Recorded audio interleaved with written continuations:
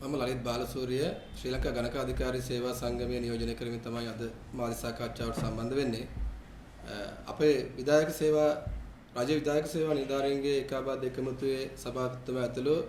සමාජික සංගම් 4ක් නියෝජනය කරමින් අපේ සමාජිකයන් කරුණු දැක්වීමක් කරා.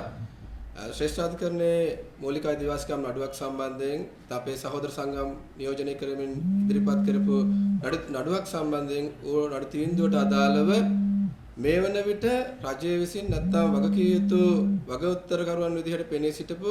රාජ්‍ය සේවා කමිෂන් සභාව, රාජ්‍ය පරිපාලන අමාත්‍යාංශ සහ කළමනාකරණ සේවා දෙපාර්තමේන්තුව මේ නඩු තීන්දුවට අදාළව දීලා තියෙන නඩුවේ ක්‍රියාත්මක කර යුතු කාරණාවන් සම්බන්ධයෙන් ක්‍රියාත්මක නොවීම සහ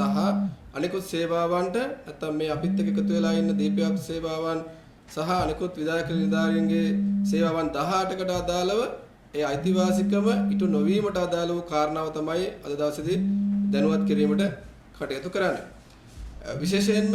අපි දකින දේ නැත්නම් අපි රජයක් විදිහට නැත්නම් රජයේ කටයුතු මෙහෙවන නිලධාරීන් විදිහට පහුගිය කාල සීමාව පුරා වසර 76ක සහ 77ක කාල සීමාවකට අදාළව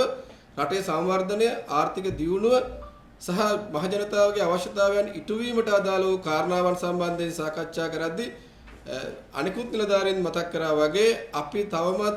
මේ කටයුතු වලට පසුගාමීව කටයුතු කිරීමට අදාළ වූ කාරණාවන් වලදී රජයේ කටයුතු මෙහෙයවීමට අදාළව අවශ්‍ය නිලධාරීන් ඒ අවශ්‍ය තැන්වලට පත් කිරීමට අදාළ වූ යම් යම් කරුණු කාරණාවන් වල ප්‍රමාදයක් හෝ ඒ සුදුසු පුද්ගලයන් මේ අදාළ තනතුරට පත් කළාද යන්න සම්බන්ධයෙන් වූ මතවාදයක් තුළ තමයි මේ නොදියුණු වීම නැත්නම් මේ මන්දගාමී ආර්ථික සංවර්ධනය නැත්නම්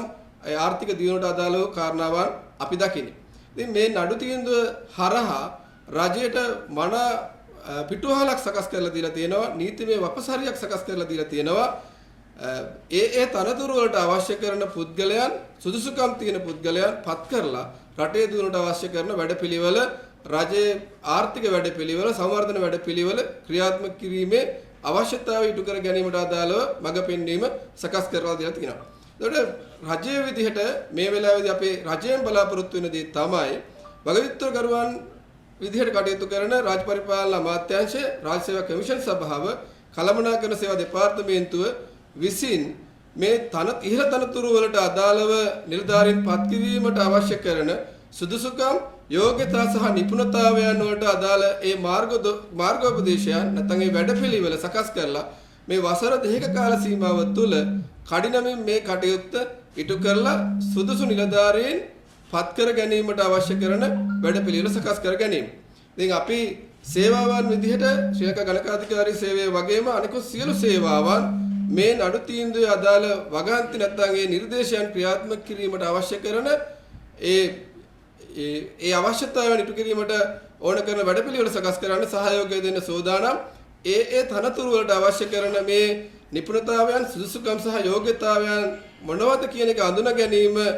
සහ ඊට අදාළ වැඩපිළිවෙල සකස් කරලා දෙන්න සහයෝගය දෙන්න සෝදානම්. අපි රජයෙන් ඉල්ලනවා සියලු සේවාවන් විදිහට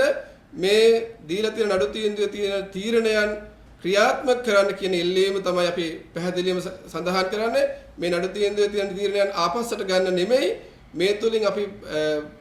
ඉතා ඉක්මනින් මේ පුරාපාඩු වෙන තනතුරු සම්බන්ධයෙන් කඩිනමින් කටයුතු කිරීමටත් ඉතිරි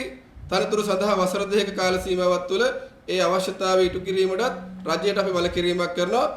සියලු සේවාවන් මේ සම්බන්ධයෙන් සහයෝගය දෙන්න සෝදානම් රජයට සහ ඒ අදාළ වගඋත්තරකරුවන් වෙලා තියෙන පාර්ශවයන් තුනට.